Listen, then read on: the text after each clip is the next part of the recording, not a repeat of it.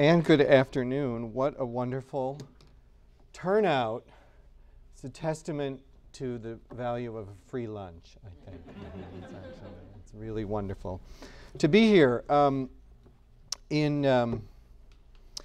Every time I'm introduced with improbable credentials, I'm reminded of my humble beginnings as a vocal performance major at the University of Michigan School of Music. And the highlight of my scholarly career was a class in Schenkerian analysis of atonal music, which should have been a sign that I could do statistics, but it took me about 10 years to figure that out. But it's a thrill to be here, and I just want to say thanks to the Cultural Policy Center for inviting me, and thanks to Betty and Carol for their hospitality, both of myself and of the Culture Lab Consortium of Arts Consultants. In thinking about what to speak about today, we considered a number of alternatives and threw out a lot of them, and really kind of landed on a topic that I call creative capital. And my goal here is to try to connect the subject matter today with the City of Chicago's upcoming cultural plan, and to kind of put a stake in the ground about some deeply held beliefs that I have about creativity and community. So that's how we came to the subject matter. It's an interesting time in the arts industry. Cultural planning has been going on, has been sort of a practice or an area of consulting and civic planning for now, gosh, 30, 40, 50 years. I'm not sure, Julie, what you would say, but it's been around a long time and it's evolved a lot. And it continues to evolve as sort of the value system around culture continues to evolve very rapidly. And right now there are a number of projects going on around the country, some sponsored by the National Endowment for the Arts, to develop indicators of creative vitality or cultural vitality. So we're sort of at this moment now where everyone's trying to work out indicators. But indicators of what? And that's really what we're here to talk about. So a little background about how I came to this. Several years ago, I started working with a business partner of mine, Denny Palmer-Wolf, a wonderful consultant and scholar in the area of arts education. And we were working for one of the largest arts education initiatives in the country in Dallas, which is called Thriving Minds, but the organization that sponsors it is called Big Thought. I don't know if you've heard of Big Thought. That's the name of an organization. And Denny and I were charged with evaluating this arts learning initiative. And it was exceedingly difficult to kind of break through all the measures, the familiar measures of essentially outputs in a logic model, not outcomes. We're very good at measuring outputs, attendance, hours of class time, numbers of teachers, but really there's almost a complete void of thinking about outcomes. In the arts education field, there has been a lot of research around outcomes, actually more than with adult participation. But we really set out to kind of reconceptualize the outcomes for arts education, which led us to conceptualize this model of creative capital. So this is 5 years ago. So creative capital actually try to provide a definition, the accumulated capacity of a person to express, imagine, or invent. You've all heard of social capital, You've maybe heard of different kinds of capital. Creative capital is a term that's been used before, but we're really trying to define it as an outcome for all sorts of cultural investments. So it's like social capital. It's an asset, right? It's capital. It's an asset that brings families closer, increases the efficacy or effectiveness of individuals, and enables quality of life. So there's a lot of energy right now around creativity in an economic sense. It started with Richard Florida, and it's going on now. And we hear creative economy is kind of where so much energy is now, because the arts is trying to build a connection with the business community. But to me, creative capital is a human phenomenon first and an economic phenomenon second. And what we're not really coping with is the human dimensions. So the kind of three levels of creative capital. You can talk about an individual's level of creative capital, a child. You can also talk about a caregiver's level, which is often reflected in a child, or a family's creative capital as a unit. And even within a family, of course, there are very different levels of creative capital associated with different individuals in the same family. And then at the macro level, sort of a community's level. Now, in this study in Dallas, we really worked on student creative capital. And I'll just share with you that model before I turn this off. This was the thriving minds, sort of our impact is that a high quality equitable system will measurably increase families and students' creative capital. All right, and so the student exists in an ecology where the family's creative capital influences the student's creative capital, but it's not the only influence, right? The community also influences the students, and the opportunities outside of the family are extremely important, as well as those within. All right, so I just wanted to start here, because this is where I came to this topic, is from student. And every one of you has creative capital, and in different ways. And this is where it came. And what I'm really trying to do now is make the leap from talking about the student creative capital to a community's creative capital. But you can certainly break it down. I mean, a community's creative capital, in a sense, is the aggregation of its citizens' creativity. All right, enough of that. I'm actually going to get rid of those.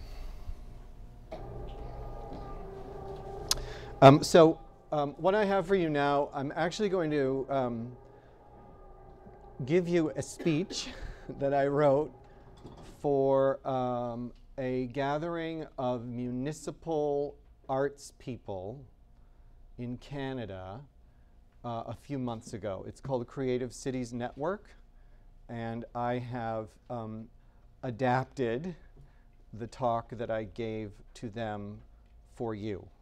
But you can imagine me speaking to a room full of weary municipal arts managers as we go through this. I'd like to, and this will take about 30 minutes actually, and I'm just going to blow through it, and then as I go through, I hope you will really ask some tough questions when I get through.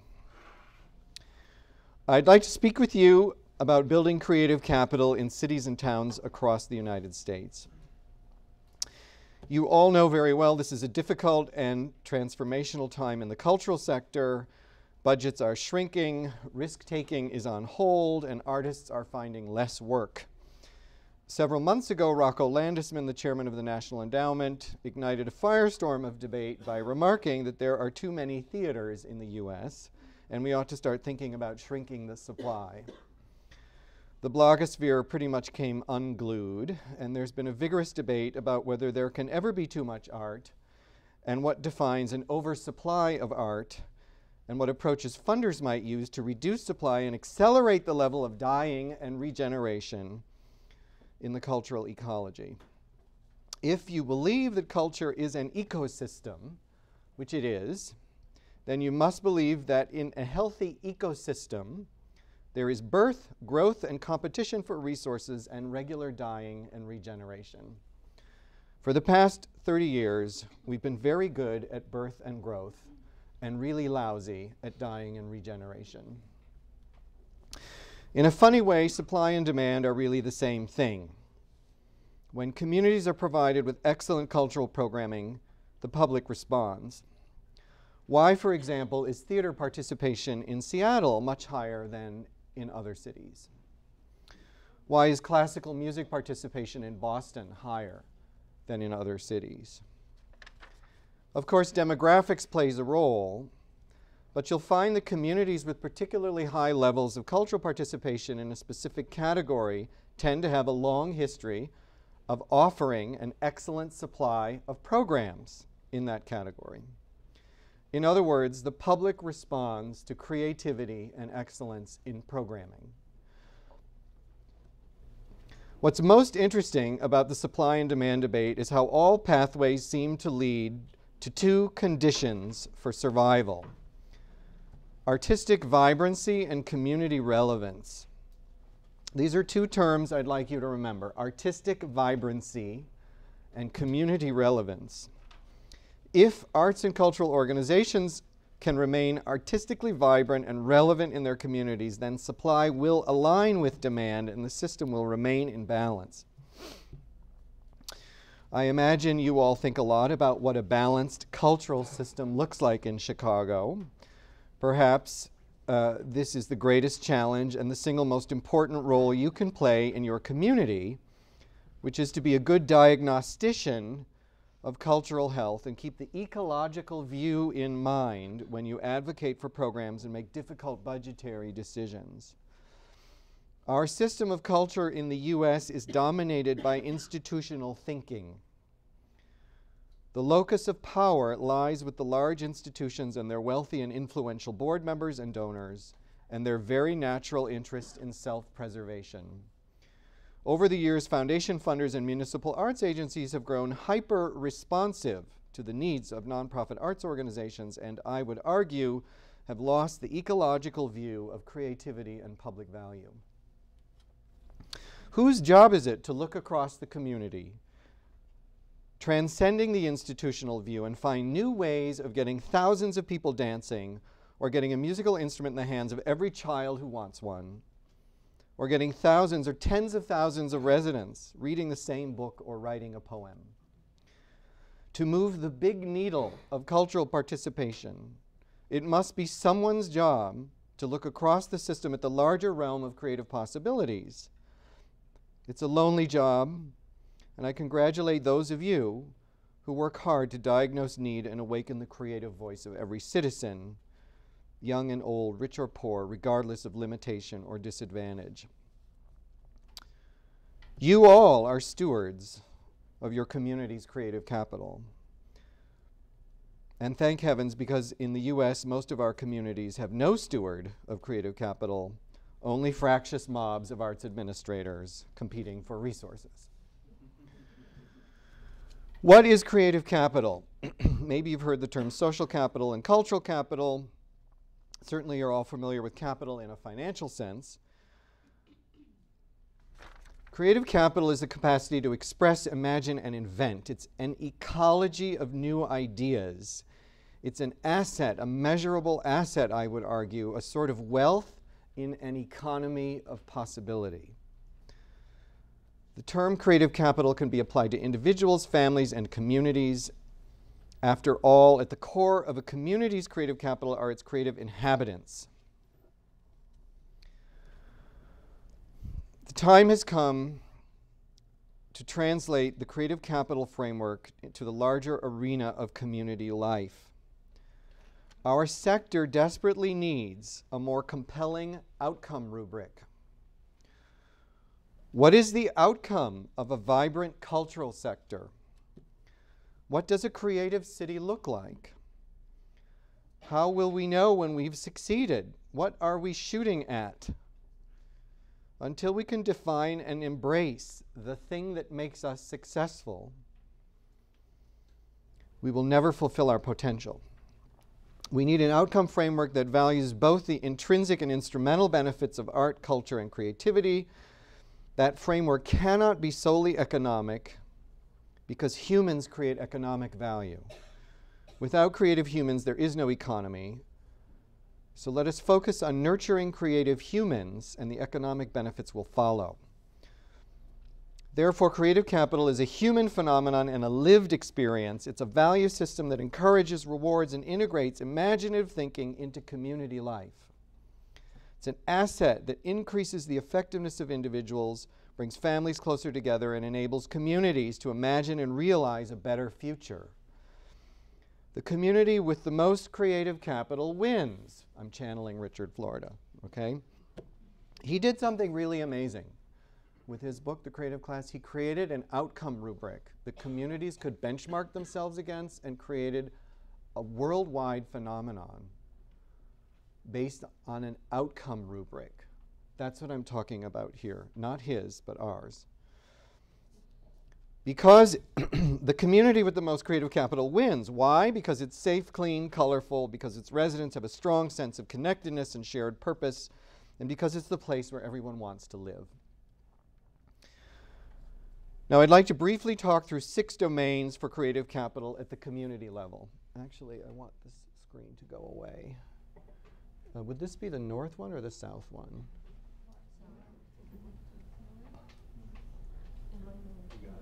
There we go.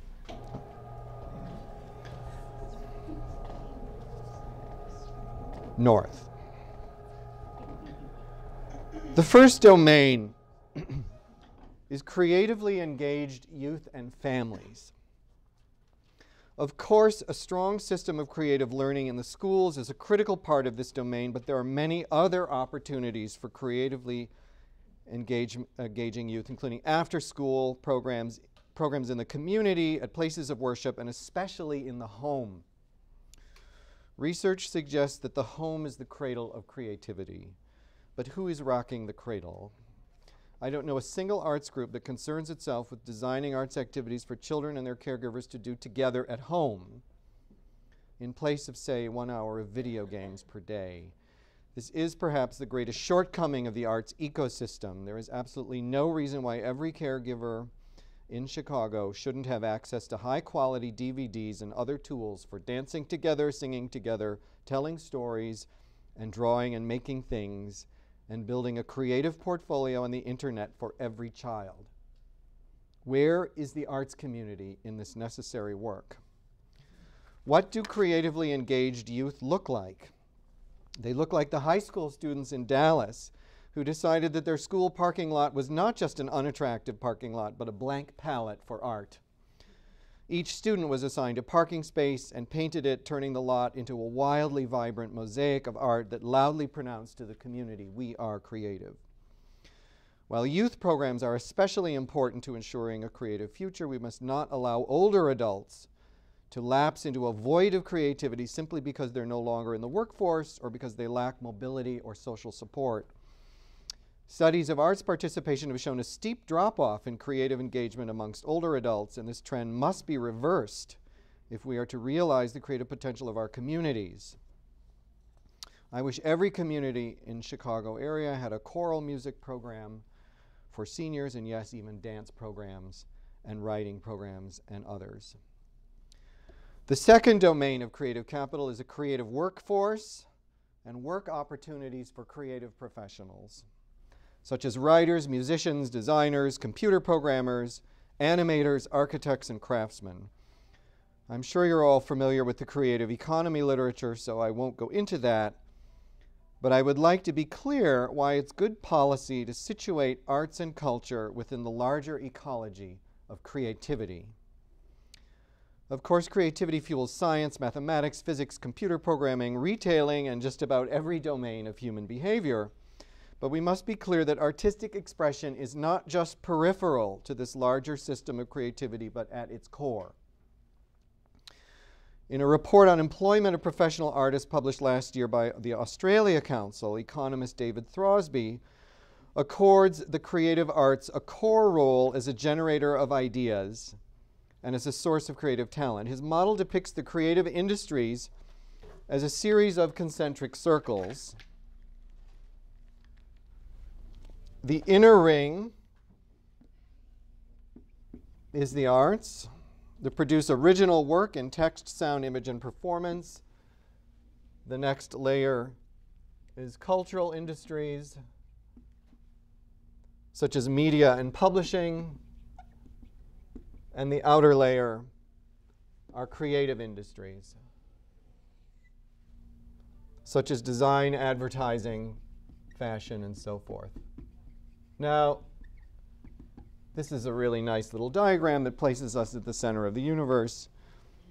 But I think there's some merit to it.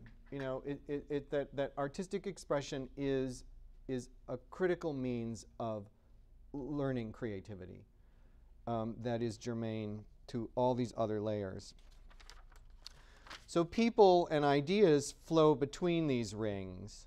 Novelists who also work as editors or journalists, actors who run corporate training workshops, craftsmen who fashion new building materials, visual artists who design websites for commercial businesses, and dancers, musicians, and composers who work in advertising entertainment. There are many more examples. There's a great deal of energy in the business sector now around creativity in the workforce.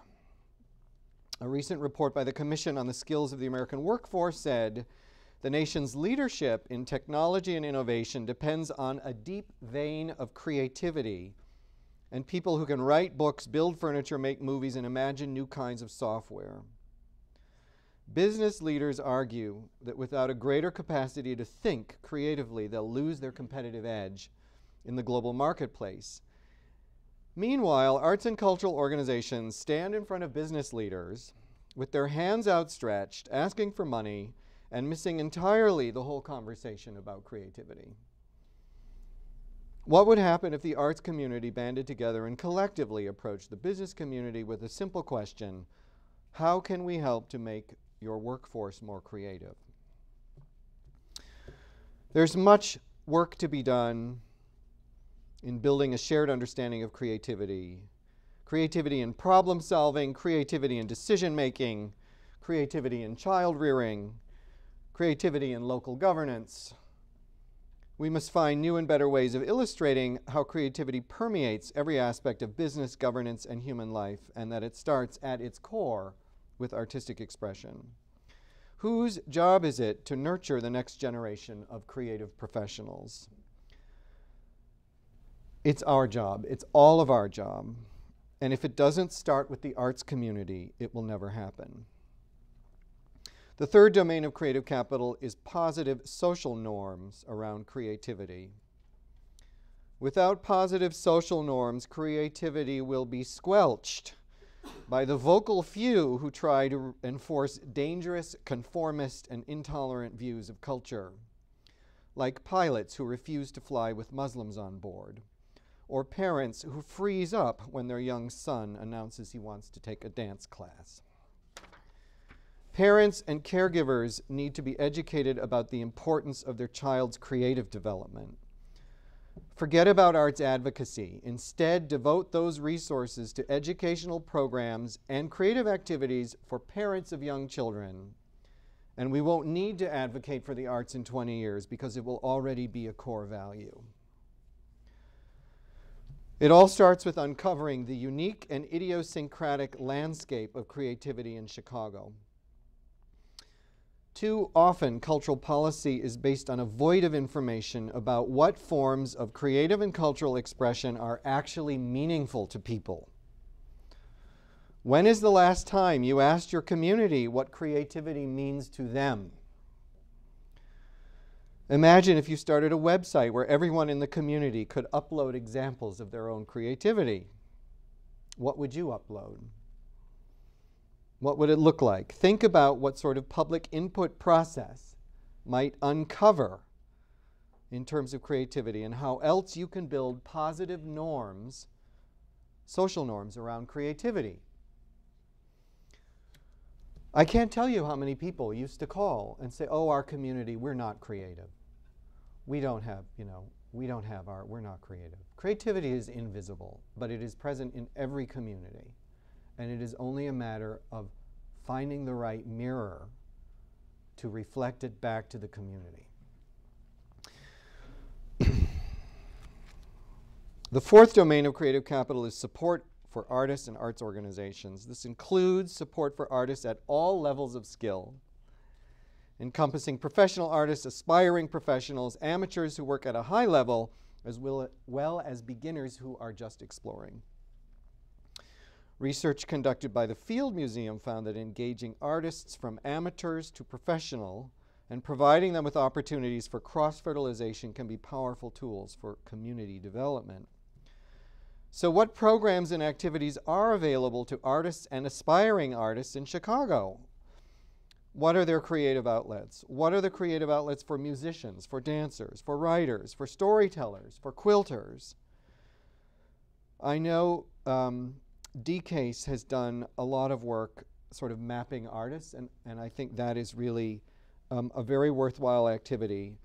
And I wish that there could be a map that we could all put on our office wall showing where the opportunities are for artists with different interests. If you don't already, start tracking enrollment figures in community music schools, university arts programs, private dance studios, crafts workshops, community centers, book clubs, and even church choirs. We must get better at keeping our fingers on the pulse of creativity at the ground level. Where do local artists meet to exchange ideas? At coffee shops? At art fairs? Poetry slams? Gallery crawls? Film festivals? Every community needs places, both physical and virtual, for the exchange of art and ideas, and this is a key element of the system of support for artists. Of course, the amount of local financial support for nonprofit arts groups is another indicator of health of the ecology, and one which is relatively simple to measure. Not just the dollar amount, but the breadth of support. If all the private support from the arts comes from a few families, I would not call that a healthy ecosystem. There's a lot of really successful work going on with online fundraising events, if you've not read about it, in Detroit, Pittsburgh, and Minneapolis. And I encourage you to consider what roles you can play in catalyzing broader support for the arts in Chicago. The fifth domain of creative capital is public policies that foster creativity and civic engagement, and that attract creative people and businesses. Cultural engagement is civic engagement. A recent study of 3,000 Philadelphia residents proved beyond a doubt that the people who engage with arts, culture, and creativity are the same people who vote, volunteer, and attend religious services, and who socialize with their neighbors. Investments in creativity are investments in civic engagement. Creative capital can be seeded and nurtured through smart public policy. Policies like public art set-asides, zoning ordinances that favor good design, arts district and streetscape improvements, artist support programs like the Creative Entrepreneur Project in San Jose, tax credits for artist housing, taxing authorities that support creativity like the voter-approved Denver tax district, economic incentives for creative businesses, and of course integration of creativity into other city planning efforts, including transportation, parks and rec, public health and safety policies. This is not my area of expertise, but I ask you to consider what can be done to advance this realm of public policy, whether through cultural planning or other means. The sixth and final domain of creative capital is visible signs of creativity in the community. Not just public art. Anne Markuson calls this creative placemaking. She says, creative placemaking animates public and private spaces, rejuvenates structures and streetscapes, improves local business viability and public safety and brings diverse people together.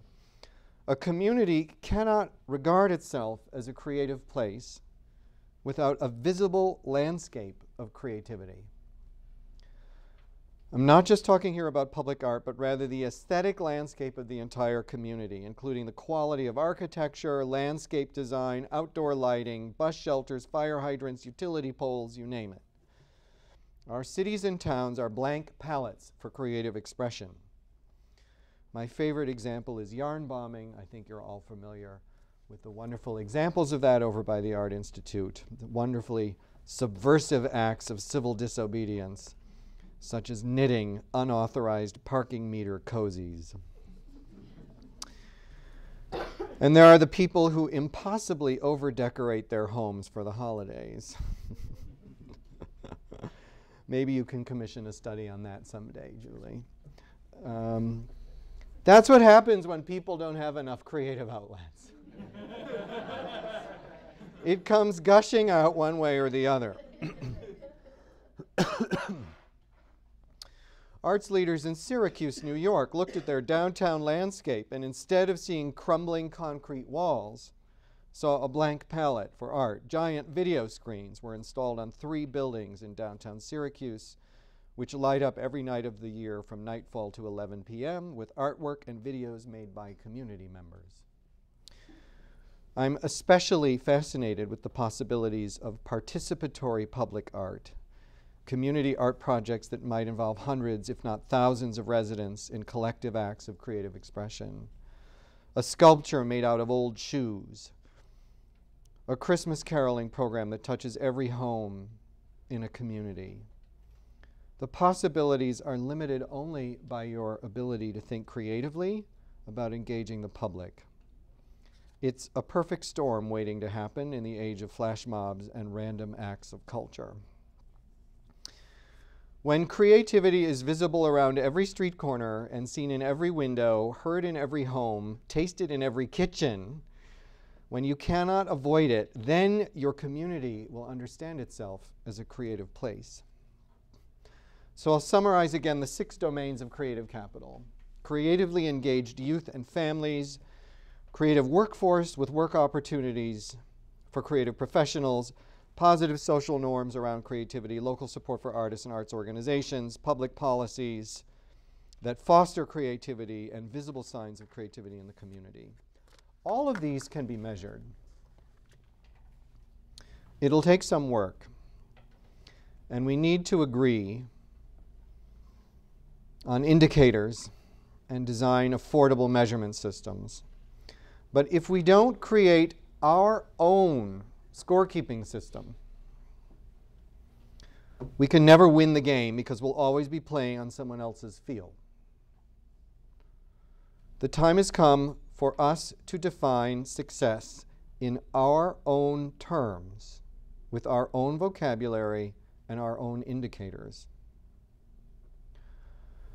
In closing, I'd like to challenge you to take the ecological view of creativity in Chicago. While some communities might not have much of a formal arts infrastructure, and budgets may be small and getting smaller, you must realize that creativity is a currency in a different economy. In this economy of meaning, wealth is attainable for everyone because every human being is intrinsically creative. Everyone has a stake in the creative capital of their community, especially businesses, elected officials, parents, and the education system. The arts, of course, are a major stakeholder in the creative capital of their communities, but sometimes I wonder why we don't act like it. Too many arts groups have grown complacent and comfortable producing professionally curated arts experiences by professional artists for professional audiences and lost touch with the vast sea of creativity all around them. In his address to the League of Resident Theaters earlier this year, consumer anthropologist Robbie Blinkoff observed that our most basic human need is to create and be playful. Every human being has a creative voice of intrinsic worth, and it is every community's obligation to awaken that voice. Thank you.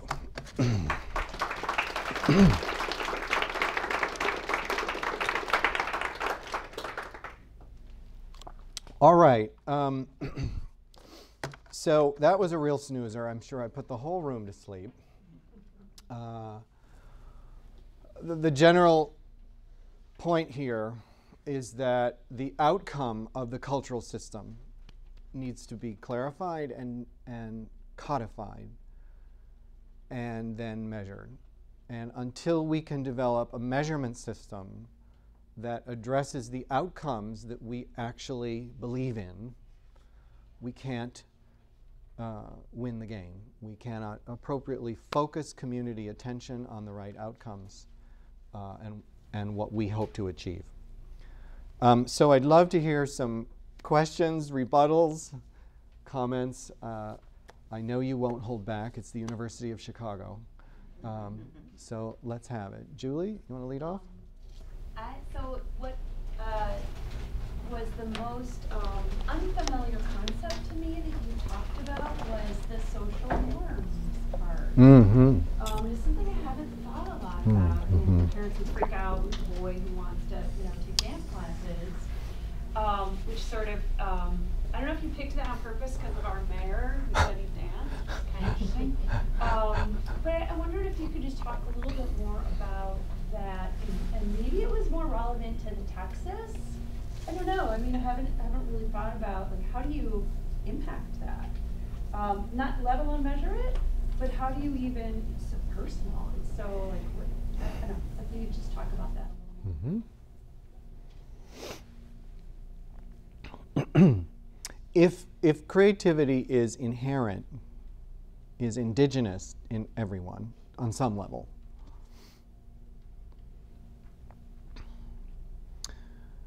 then somehow helping people understand their own creative abilities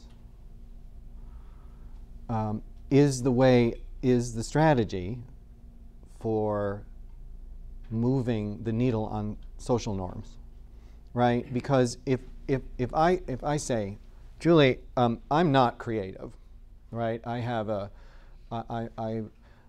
boring job. I sit behind a desk all day, and then I go home and provide for my family. And by the end of the day, I just don't have time to yarn bomb, or whatever. What would you say to me? I mean, what's your strategy? Right? It's bring an old shoe and come on down to the town square and let's make a sculpture together. Or do you have a diary, right? I mean, there are many, many strategies for scalable interventions at the community level that awaken its sense of creativity and result in visible signs, sometimes result in visible signs. And that's why I think projects and interventions that do result in visible signs, like murals, right, like outdoor, like painting the street, as they do in Cincinnati. Those are wonderful because they stick around and people drive by them and they go, oh. So moving social norms is a very kind of abstract, long-term proposition. But I think you can curate programs with that in mind. Yes?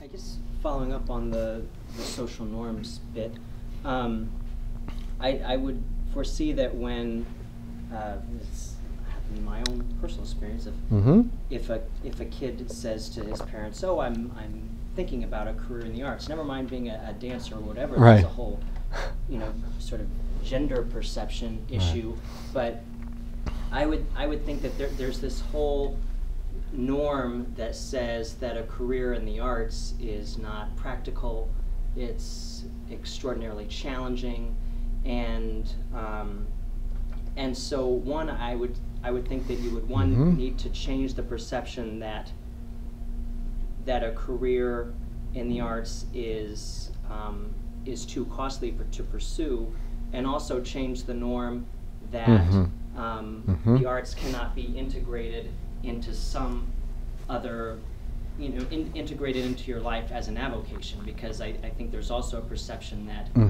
well, if you get really good at violin or singing, then that's then you'll have to do that. Yeah. You'll want to do that full time, because otherwise there's no other way to do it. Right. I mean, I did a focus group with parents, caregivers from low-income neighborhoods in Dallas, and tested the terms art, culture, and creative. And art actually took on visual art. People thought that was like drawing art, And then culture took on a culturally specific meaning. But creativity was where all the value was amongst these people, because it's free from this word art. Artist. Most people say, "Oh, I'm not an artist. I'm really not. I have no talent. I'm not an artist." But I knit and I write, and there's a lot of baggage around artists. But I think deconstructing a lot of the negative baggage around career pathways and artist status is important. Yes? Larry Rothfield and I have worked on very similar issues for about 7 years, and we've got some similar but parallel points that might be helpful for complementing and extending combining. One idea to follow up on Julie's question, how do the social norms relate to this? The way we've tried to approach that is to say, all 6 of these things are deeply transformed, contingent on the social norm. What sells in a rural fundamentalist town in Utah does not sell in Berkeley. And you've got to adapt all of these to Berkeley or that fundamentalist town, or you will simply be out of sync with what, or if you go outside the U.S. to tie to Cambodia or to London, an artist neighborhood in London, deeply different norms. And so, so point one. Point two, all of these can be looked at individually, atomistically, or combined. And your term ecology is wonderful. We use a related concept which doesn't imply necessarily competition succession, which is the scene. So is SCENE. Uh-huh. So a scene, sure. Includes lots of these things, and you can then count up theaters, numbers of people knitting, number of people in the street doing artistic or anti-artistic kind of things. Hundreds or thousands of indicators give you a richer sense of the scene than 1 or 2 studied in isolation. And then if one can, and we've developed basically 15 dimensions of these things, from theatricality, legitimacy, authenticity, down to localism, transgression, traditionalism, self-expression, and so forth. And we've got measures for every zip code in the U.S. of self-expression and glamour and localism in ways that one can try to map these. Is this part of the Local Arts Index project, or your own research? It may overlap. I'd love to learn more. Project. We have 4 websites, and we'd be glad to communicate. Okay. But those are 2 or 3 things which on a sort of big conceptual level could I'm sure there are other things, and I'm sure some of these might be combined. But the point I'm making is, like, let's define success on our own terms, right? As a community. Yeah. I guess.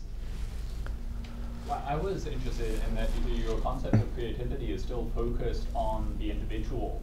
That creativity is kind of inherent in the individual, as opposed to kind of ideas of creativity that are focused more on a system. That innovation isn't the same thing as creativity. You could have you can have a very innovative kid, but if he doesn't have someone who's giving him crayons to draw or whatever, it's not going to be the same thing as creativity. And so I'm not sure it's so much something that kind of parents instill in their kid, or that the society instills in their families, but rather it's a kind of way of working together, perhaps, that is creativity. And I wondered if there's a big literature on creativity that I'm not as familiar with as I should be. So I can't really take the bait. But clearly, creativity is learned and is influenced in a social sense. So I hope I didn't mean to suggest that creativity is just sort of genetic and that's the only place it comes from. It's not. It's a social phenomenon as well. So thank you for that. I think it's a complicated subject. Sorry. Yes. Okay. All right. Yes, sir. Yeah, I want to bring a grassroots, bottom-up, proletariat perspective to the conversation. And I want to say that, first of all, you have one of the most richly cultural communities in the world outside the boundaries of this university. How can that, and no question that I'm asking I can't address, how can that reality be utilized by the students at the University of Chicago to go into those communities and help to break the cycle of poverty that exists in these neighborhoods?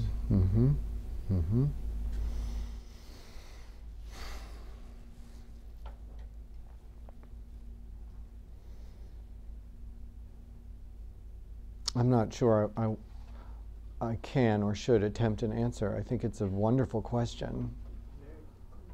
Let me answer it. Yeah, please, please, of course, please. Example. The mural movement started in Chicago with the wall of respected 43rd and Wayne. I personally knew Mitchell Catan and Calvin Jones and the other muralists who put all these beautiful murals that you see in our community. They ignited a movement over the last 40 years. In our window at the Supreme Life Building, we have a young lady named Tippis Hazel who is works with a program here with the Black Metropolis Archival Research Project, where she took these big blow-ups. One in particular of John H. Johnson, who was the founder of Ebony Jet, etc. And it's up in our window now, and we put backlighting on it. And she held this exhibit. It's opening now at the Blanc Gallery at 45th, so you guys can come across the border. And 45th in King Drive, it's a great exhibit that you ought to see. But it talks about that black belt that the University of Chicago conspired to contain us in for the first half of the 20th century. And the question becomes, and she really showed me as a guy who's been working on this for 30 years, that next generation of young people respect the cultural legacies and can take them and incorporate them into the art form. She's done a magnificent job of that. And there's an example in the Futures Past exhibit that you guys can easily get access to. The next thing is that we have now Shy Arts School has moved into Brownsville at 35th Street. And of course we're going to reach out to them, but I think that we need a major initiative if we're going to really make Chicago the world-class city that it should be, by using art to break the cycle of poverty and enriching these neighborhoods by building the capacity from the bottom up for people to utilize art and culture as a tool for economic empowerment. That's definitely a civic engagement exercise. We're on it, but hearing about this conversation this morning prompted me and my associate to come by and to give our input. Great. And to open up the opportunity for that form of collaboration. Excellent. Thank you very, very much. Anyone on a kind of a related question want to follow that up? Yes. Yes, I'm wondering how you might form an outcome measure if a community, say like Brownsville, is embracing art as an economic development tool, among other things. And part of what they want to retain is the vibrancy of their community. But as you mentioned, oftentimes the creative places where everybody wants to live, right? And that often results in an outcome that is gentrification and the original community being forced out because of higher rents and so on. So how could you have an outcome, you know, or what kinds of public policies would be conducive to creative placemaking that doesn't displace the community residents? Yeah.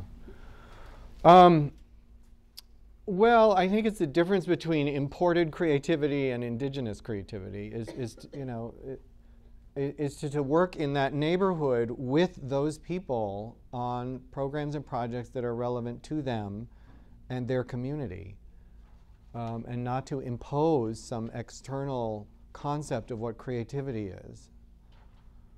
There are two opportunities currently on the board to do just that. The new initiative that you guys have gone into at 55th and Prairie is the Arts Center Development Project, and another one for an artist loft on 47th Street. That could become case studies for how those policies could be established so that we build equity into the local community in terms of prevent the gentrification that will ultimately happen if we don't. To follow up, Yeah. say you have the artist loft, what's to prevent that from becoming the white high-income artist loft as opposed to the Brownsville African-American artist loft? Good policies. Easy to say. Yeah, yeah, yeah. I mean, I think you know, creativity can you know, affect safety. I mean, one of the big issues we had in Dallas was that parents wouldn't let their kids outside to play because it was too dangerous. And so, you know, in that context, what do you do? And one of the conclusions that I came to was that more programs are needed that can be done in the home. And no one wanted to hear that. No one wanted to hear that. Yes, Peter. I just wanted to ask you, if, as you were distilling these 6, did you consider, and it's hinted at in public policies, but it's separate? Number 7, political will. What do you mean by that? Chicago. Yeah. We think that Under way all new the time. administration. Under a new administration, which is an opportunity, Yes. you would think. Right. But does that deserve a place at the Right. table as a separate Right. barrier / solution? Yeah, it's part of the environment. In many communities, there's a anti-creative element. Yeah, I mean, I'm not suggesting that here at all, but the ecology, the environment around this is very wildly different in different places. You're right. that supposed conversation. Right. Really So you're going to run into all sorts of barriers when you try to adopt zoning ordinance, you know, and so, yeah. Yeah, sure. At the risk of entering dry, dusty territory, if you don't have the means to gather adequate data and then do analysis, but really enough money to gather meaningful data, all of this sort of can easily devolve into hunches and I mean, people who embrace it, but it's based on hunches. And these days, with very little, with very limited and increasingly limited resources, you have to be strategic. And while it's boring gathering that data, Right. it's really Right. helpful to have it. Right. I would love to work on a simplified measurement system where there were 1 or 2 indicators that were easily, cheaply obtained that almost any community could work on. That would be a great challenge. And our academics, economists among them, I remember being badly beaten up in a convening because we discovered that economic impact studies are basically useless, because they are useless in that they are not accurate. Uh-huh. But the artists and advocates said, nice work, you took away the one tool we have. Right. And so what are you going to substitute? Yeah. for it? Right. Right. Thanks a lot. Sorry. So that's the cost issue is really important. Okay. Let me take in the question here. I wanted to piggyback on that. In my work in the cultural planning department at the Department of Cultural Affairs for the last bunch of years, something that I've encountered often, and I have never been able to figure out how to resolve, but I think it's a really important issue, is the fact that artists will do work that benefits the community in a variety of ways, and often it's exceptional work, and often it is completely off the radar of the normal economy. So an example recently that I had was an artist who's done bioremediation on old gas stations throughout Chicago as like an embedded artist experiment. Really, really significant work. And when somebody finally looked at it and tried to put a dollar value on it at the Department of Environment, they were like, oh my God, you are so underpaid. I can't and that happens all the time. And Right. you don't know how you Right. make that connection between people who their primary motivation isn't dollars. Right. Most of the arts and creative community. Right. And all the other people who that is their primary. The gift economy. Huge, Right. huge disjunction. And it's really hard to then to be a successful advocate for things outside of the realm of creative people, because it's really hard to bridge that. There's no words and there's no tools, which is sort of what you're looking for. But Yeah, but you can find those people, and you can find a way of valuing those people. yeah, it seems like there's nothing systematic about it Yeah. at this point. There's no way to incorporate it into Yeah. a bigger ecosystem. Yeah. Yeah.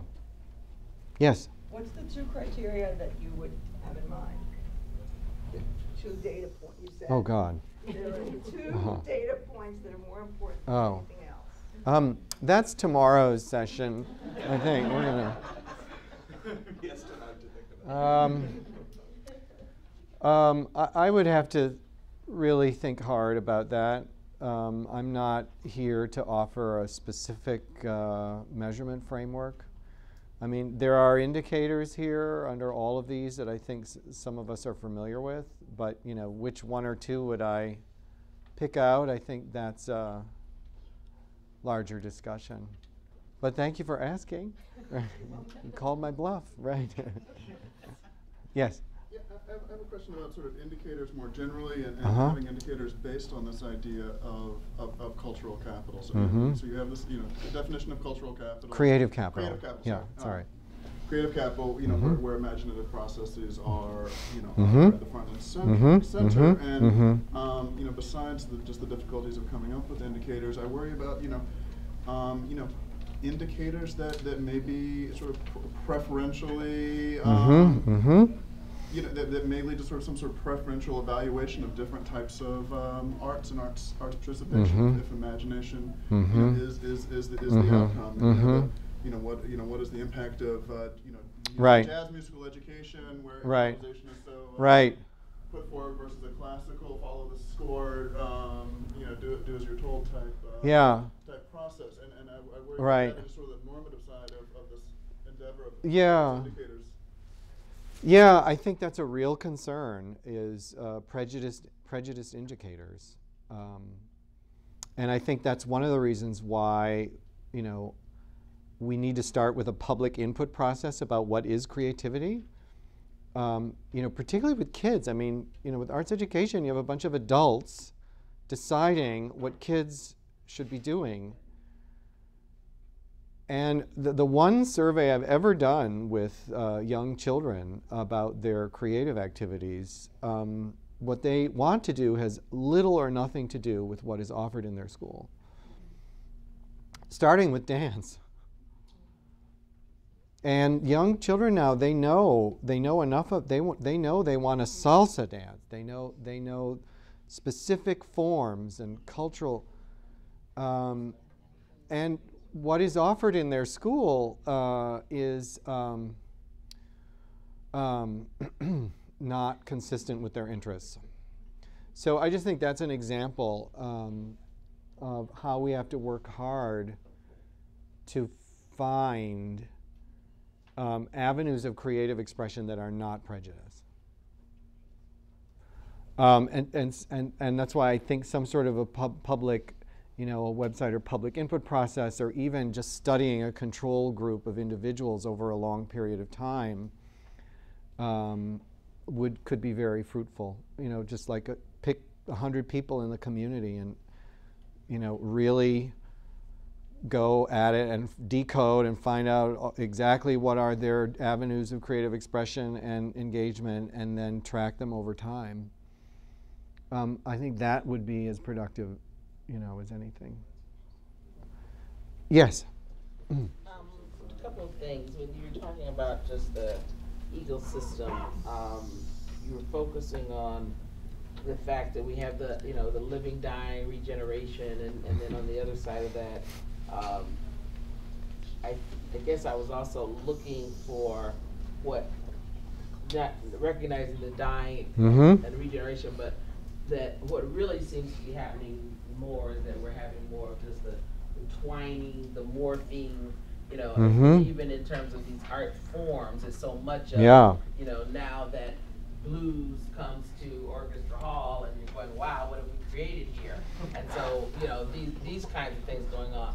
The other part of that is, I'm really torn in terms of my moment to talk, because there's some things I want for my own personal development questions here, and then I'm really interested in this political discussion that just happened earlier. So the other part of this, the points for the creative capital, we have the 6 points. I feel that we don't have, you said political will, but I think that was a nice way of looking at it. We're really talking about, money and power. And I don't think that we should arbitrarily feel that, money, power, whatever, is not creative too, because it is so often misused. Now, we understand how it influences even beyond just what we're talking about with policy. If money decides that when we talk about Bronzeville, for example, being developed, there was a power discussion to decide whether or not Boys Town would in fact be an overlay of Bronzeville, because the understanding that creative people might go to what is at that time proposed as a ghetto and spend that kind of energy, politics, putting something in. So I'm going to now take something that exists over here because I understand, the power of the creative economy, the creative communities. I'm going to bring it over here politically because I have the power to be creative. Infuse, that culture into, this art community, all the words we're talking about. So I think that, a lot of these things are happening. It is a point where, it's just like we almost get to a point where we feel like Richard Florida discovered the creative economy. I'm glad that you said no, he created a mirror so that we can see what was already going on. I mean, these communities were already doing these kinds of folk arts types of things under a survival economy. I'm making little dolls out of matchsticks because this is all we can do, or creatively I understand why bringing a quilt together brings us all together for the barn raising. So all these things have always happened. It's just that now we're in this sort of new time where before we would have walked around on campus and said, why don't they cut these weeds? And now you walk around and go, look at the prairie flowers. I didn't even know what prairie flowers were, but the reality is that we infuse a lot of this. And I think that we have to recognize that in fact is going on. And so because of the way this is changing and the technology of the time, what I was also surprised when you were talking earlier about these communities, whether they are schools, families, students, it's just this huge, and I don't want to say just online or virtual, but this sort of recognition that we collectively, on a global sense, can understand that we can work creatively, you know, in this space that is not a community school, you know, family table, and create globally. And so at the point that we are doing that and then beginning to feel those things, as you say, through physical signs now, it just seems that was also something I would have liked to, there's enormous new possibilities. Yes. All right, we need to wrap up because the room is otherwise engaged in just a few minutes. But I'll just close by saying I think what this really brings up is, what is civic cultural leadership? What does it mean to be a leader? And how do you balance the needs of your existing stakeholders who have a bottomless need for resources with the activity that is not happening yet in your community? Can you get to a point with your cultural plan where you're able to see not only what is there, but what is not there and what could be there, and respond with scalable programs that engage tens of thousands of people in the creative life of the community? Civic, to me, that is civic cultural leadership. You know, if you go to your doctor, would your doctor hand you a blank prescription pad? Say, sure, prescribe whatever you want. I don't know about you, but I would ask my doctor for things he might not prescribe for me. And similarly, your patient will never be able to define the future. You need to listen, diagnose, and then use your own creative skills to bring forth programs and policies that move the community forward. All right, I think we should finish. Thank you very much.